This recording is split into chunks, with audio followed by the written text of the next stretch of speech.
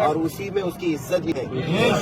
آپ کو ایک بات میں بتا دوں، ایک بات، آج یہاں پر سرکار غریب نواز رضی اللہ تعالیٰ عنہ نے ایک بار جس کو غلامی میں قبول کر لیا نا، ایک بار میں توجہ چاہتا ہوں، شہر میں آپ بھی ہیں، یہ خدام میں سے ہیں، آپ سے میں کہتا ہوں یہ جو پورے خدام کا آپ یہاں پر ایک انجمن دیکھ رہے ہیں، جگہ جگہ آپ کو یہ نظر آئیں گے، یہ کس کی اولاد ہے؟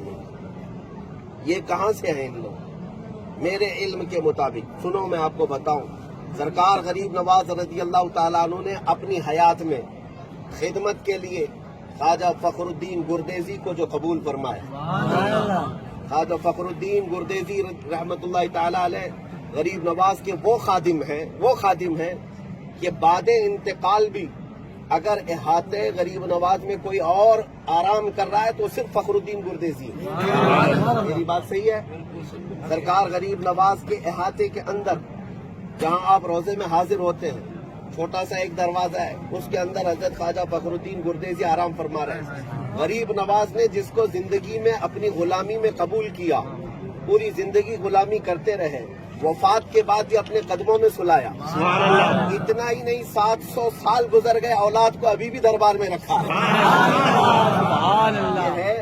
ان کی شان سرکار غریب نواز جس کو ایک بار قبول کر لیں، قیامت تک ان کی نسلوں کو اپنے دربار میں قبول کر لیں۔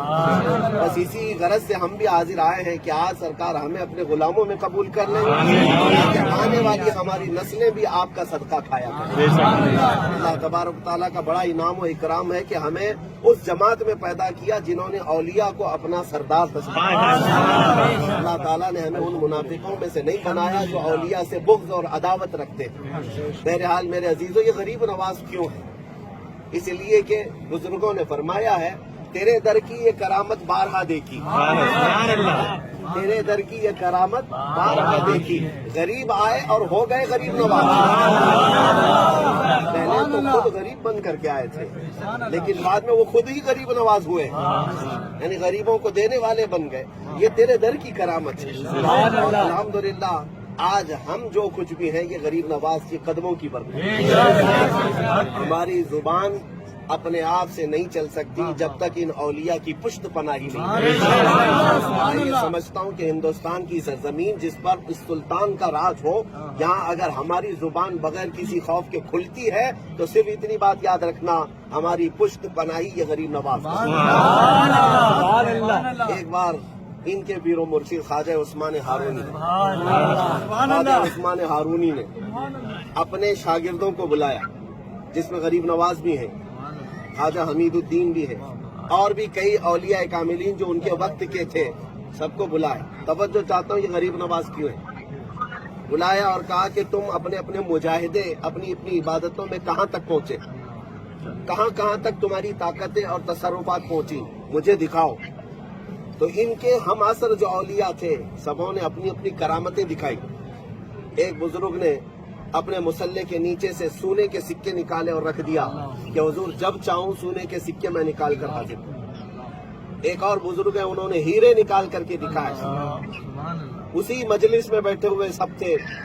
ایک بزرگ ہیں، انہوں نے اپنے جیب میں ہاتھ جتنی مرتبہ ڈالا اتنی موتیاں نکلتی چلی گئی، تر و تازہ موتیاں۔ کہاں سے آئیں؟ یہ کرامات تھی ان کی، کشف و کرامات۔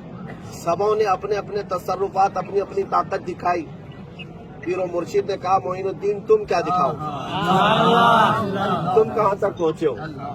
حضرت خواجہ معین الدین چشتی رحمت اللہ تعالیٰ علیہ اپنے جبے میں جو گدڑی لگی ہوئی 16 کلو کا جبہ ہوتا تھا، جس پر پیوند لگے اتنا وزن ہو چکا تھا، اپنے جبے میں ہاتھ ڈالا اور گرم 2 روٹیاں نکالی۔ جہاں سونے کے سکے، چاندی کے سکے، جواہرات اور موتیاں نکالی جا رہی ہیں، وہاں میرا معین روٹیاں نکال خواجہ عثمان ہارونی کے پاس یہ روٹیاں رکھی گئی۔ باقی سارے لوگوں نے دیکھا کہ یہ کیا بات ہے، طاقت و قوت اس میں ہوگی جو بہت قیمتی چیزیں نکالے گا۔ وہ سارے لوگ یہ کہہ رہے تھے معین الدین تو خالی سوکھی روٹیاں نکالا ہے، اس کے علاوہ کیا ہے؟ اسی اسنا میں یہ مجلس اولیاء کی چل رہی تھی۔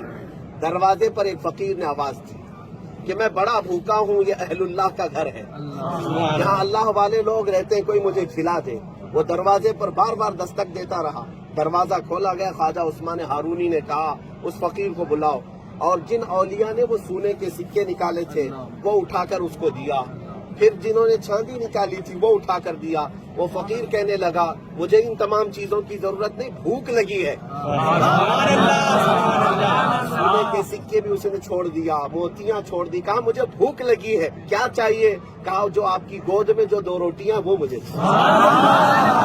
عثمان ہارونی نے فرمایا سبوں نے اپنی اپنی طاقت کے مطابق سونے، چاندی، جواہرات، موتیاں نکالی، میرا معین وہ نکالا جو رسول اللہ کی امت کی ضرورت ہے۔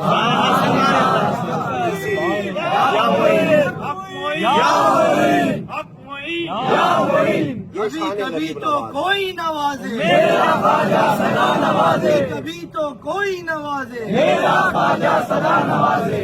یہ ہے شان غریب نواز، اس پر آپ کو غریب نواز کا لقب بھی اولیاء کاملین کے درمیان مشتہر ہوا۔ عزیزان گرامی، میں آپ سے یہ کہنا چاہتا ہوں کہ یہاں آنے کے اور یہاں کے دربار کے آداب یہ ہیں